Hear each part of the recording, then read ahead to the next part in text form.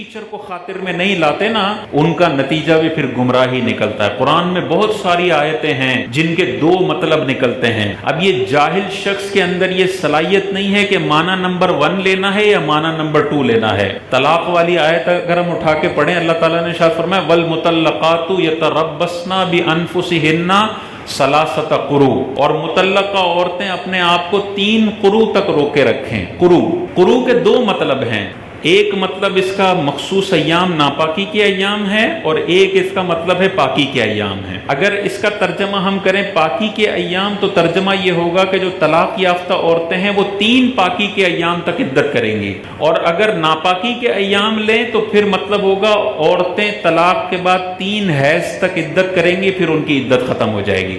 جو جاہل شخص براہ راست قرآن کو سیکھنا چاہتا ہے وہ اس میں یہ صلاحیت ہی نہیں ہے کہ ان دو معنی میں سے ایک معنی کو سلیکٹ کر سکے۔ وہ کون بتائے گا؟ وہ عالم بتائے گا، وہ مجتہد بتائے گا، جس کو لاکھوں حدیثیں یاد ہوں گی، وہ بتائے گا کہ یہاں پر اللہ تعالیٰ کی مراد معنی نمبر 1 ہے یا معنی نمبر 2 ہے۔ یہی وجہ ہے کہ بہت سارے لوگ جب براہ راست قرآن سے اکتساب فیض کرنا شروع کرتے ہیں، بیچ کے بابوں کو ختم کر دیتے ہیں، تو پھر وہ بہت ساری ایسی آیتیں جو کافروں کے لیے نازل ہوئی ہیں مسلمانوں پہ چسپا کرتے ہیں۔ حالانکہ شان نزول یہ ہوتا ہے یہ آیت ابو جہل کے لیے نازل ہوئی ہے، بت پرستی کے لیے نازل ہوئی ہے، اور وہ چسپا کرتے ہیں مسلمانوں پر جہالت کی وجہ سے۔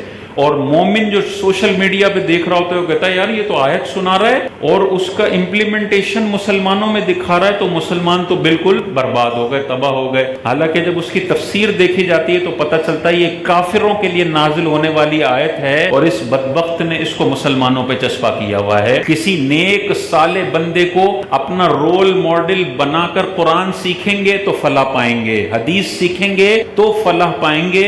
براہ راست جس نے بھی قرآن اور حدیث پر غور و فکر کیا، ہمیں تو عربی نہیں آتی، ہم تو قرآن سیکھنے میں محتاج ہیں ترجمہ کرنے والوں کا، اور ترجمہ کرنے والوں میں آپ کو قادیانی بھی ملیں گے۔ بڑے 2 نمبر ترجمے بھی آپ کو اس دنیا میں مل جائیں گے، جو بڑے خراب ترجمے قرآن کی آیتوں کے کیے گئے ہیں، غلط ترجمے کیے گئے ہیں، اور اس سے بندہ پڑھ کے اگر دین سیکھنے کی کوشش کرے گا تباہی اس کا مقدر بنے گی، یہ کبھی بھی دین نہیں سیکھنے والا۔ سورہ فاتحہ میں ہم پڑھتے ہیں صراط الذین انعمت علیہم غیر المغضوب علیہم ولا الضالین، یا اللہ ہمیں ان لوگوں کا راستہ دکھا جن پر تو نے انعام فرمایا ہے۔ یہ نہیں فرمایا قرآن کا راستہ دکھا یا حدیث کا راستہ دکھا، نہیں، جو قرآن اور حدیث کو فالو کرنے والے تیرے انعام یافتہ اولیاء صدیقین اور انبیاء ہیں، یا اللہ ہمیں ان اولیاء صدیقین کے راستے پر چلا دے۔ یہ قرآن ہمیں سکھا رہا ہے کہ تم نے براہ راست کچھ بھی نہیں کرنا، تم نے انعام یافتہ لوگوں کو ڈھونڈنا ہے۔